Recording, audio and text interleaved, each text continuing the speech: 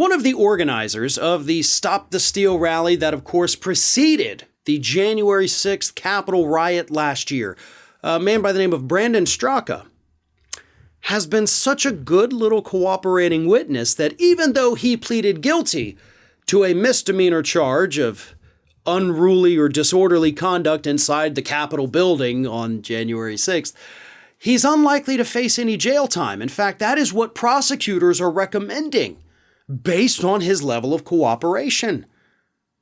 Prosecutors came out this past week and said, listen, I know you're heading for a sentencing hearing, but Judge, this guy's given us a lot of good information. He has cooperated, sat down with us several times, and every time been very cooperative. He's given us all of his communications about that day.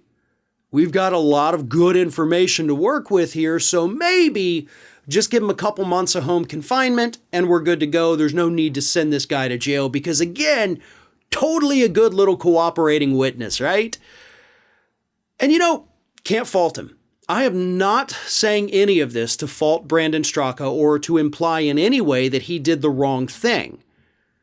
What I find hilarious about it, though, is that Straka clearly is worried that he's going to ruin his conservative cred because he's issued a statement trying to downplay his cooperation. Here's what he said. As we get close to the finish line with much of this, a coordinated effort has been made by the media to create a ridiculous story that is trying to make me sound untrustworthy to a conservative audience. I'm not going to lie, I worried about it for several days. I wondered if my people would fall for their BS. With the exception of about 5 people, literally nobody did. Everybody's had the same response. We know what they're trying to do. It isn't working. Don't worry, Brandon. Just get through this. We're all waiting for you on the other side. Now, he issued that statement on New Year's Eve, by the way. He then met again with the prosecutors on January 5th, where they said, again, he was very cooperative. So this guy knows what he's doing, right? He understands like, oh crap, I am ratting everybody out. The media's talking about this. They're going to be so pissed at me.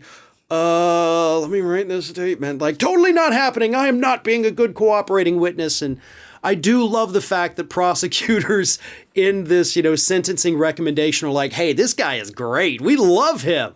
If you ever need anything, trust me, you go to Brandon Straka. And he's going to give you whatever you want, man. He was easier to roll over than a rotting log. And that's pretty much how it is, right, Brandon? You rolled pretty quickly. And again, totally not faulting you for that. Somebody had to. And that is the opportunity, by the way, that Mr. Straka took. Because if he wasn't the one who rolled, prosecutors would have simply found somebody else who would, and that likely would have resulted in an actual prison sentence for Mr. Straka here.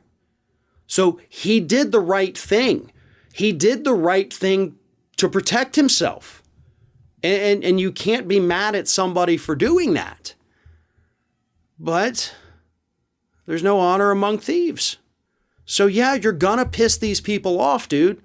Self-preservation always tends to kind of piss people off, especially when it does come across as, exceptionally selfish.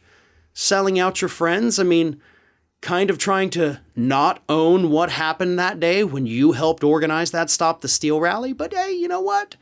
Good for you, man. Just don't try to lie to your base, lie to your audience about what you've done. Own it.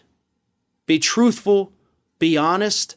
Tell people what happened and why you did it. Honestly, you may find they're a little more understanding than you may give them credit for.